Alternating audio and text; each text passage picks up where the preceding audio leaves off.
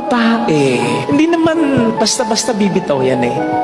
Aminin natin, ibang magtiis ang mga babae kesa sa atin. Iba yung tolerance nila sa pain. Kaya nga sila yung nanganganak eh. At ang babae, hindi basta-basta mag-give up yan kung hindi matindi ang dahilan.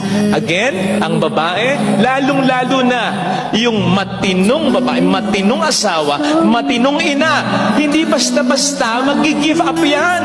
O mag-give up man yan, matagal nang lumalaban yan, napagod na lang.